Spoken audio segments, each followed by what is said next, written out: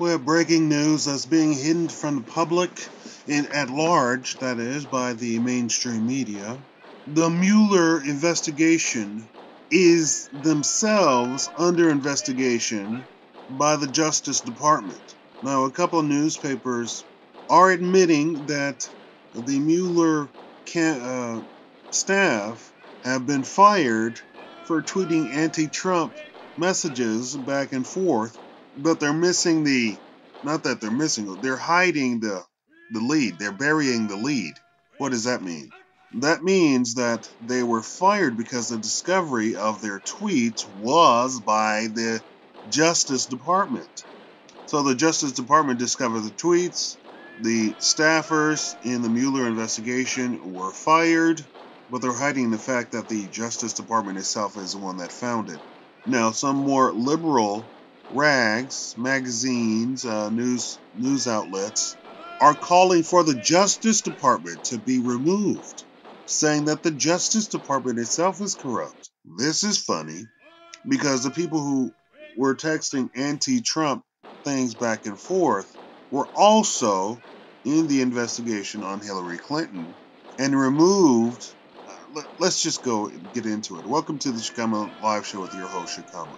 Two senior Justice Department officials have confirmed to Fox News that the Department Office of Inspector General is reviewing the role played in the Hillary Clinton email investigation by Peter Strzok, a former deputy to the Assistant Director of Counterintelligence at the FBI, who was removed from staff of Special Counsel Robert S. Mueller III earlier this year, after Mueller learned that Strzok had exchanged anti-Trump texts with a colleague. A source closest to the matter said the OIG probe, which will examine Strzok's role in a number of other politically sensitive cases, should be completed by very early next year. The task will be exceedingly complex given Strzok's consequential portfolio.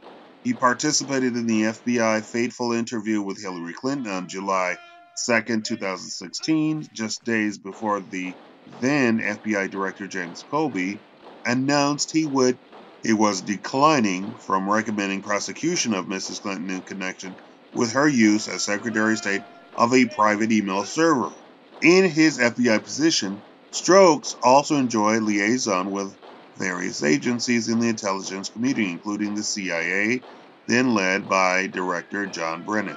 House investigators told Fox News they have long regarded Strzok as a key figure in the chain of events when the Bureau in 2016 received the infamous anti-Trump dossier and launched a counterintelligence investigation into Russian meddling in the election that ultimately came to encompass FISA surveillance of a Trump campaign associate.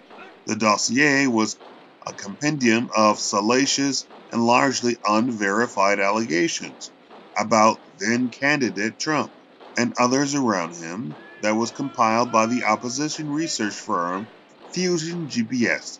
The firm's bank records obtained by House investigators revealed that the project was funded by the Clinton campaign and the Democratic National Committee.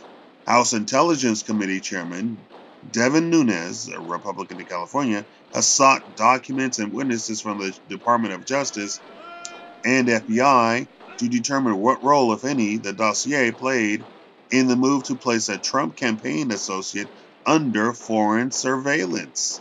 Strzok himself briefed the committee on December 5, 2016, the sources says, but within months of that session, House Intelligence Committee investigators were contacted by an informant suggesting that there was documentary evidence that Strzok was purportedly obstructing the House probe into the dossier. In early October, Nunes personally asked Deputy Attorney General Rod Rosenstein, who has overseen the Trump-Russia probe since the recusal of Attorney General Jeff Sessions, to make Strzok available to the committee before questioning, sources said. While Strzok's removal from the Mueller team had been publicly reported in August, the Justice Department never disclosed that anti-Trump text to the House investigators. The denial of access to Strzok's was instead predicated, sources said, on broad personnel grounds. When a month had elapsed, House investigators, having issued 3 subpoenas for various witnesses and documents, formally recommended to Nunes and Department of Justice and FBI be held in contempt of Congress. Nunes continued pressing Department of Justice, including a conversation with Rosenstein as recently as last Wednesday. That turned out to be 12 days after the Department of Justice and FBI had made Strzok available to the Senate Intelligence Committee, which is conducting its own parallel investigation into the allegations of collusions between the Trump campaign and Kremlin. Responding to the revelation about Strzok's text on Saturday, Nunes said he has now directed his staff to draft contempt of Congress citations against Rosenstein and the new FBI Director Christopher Wray. Unless DOJ and FBI comply with all of his outstanding requests for documents and witnesses by the close of business on Monday, Nunes said he would seek a resolution in the contempt citation before year's end.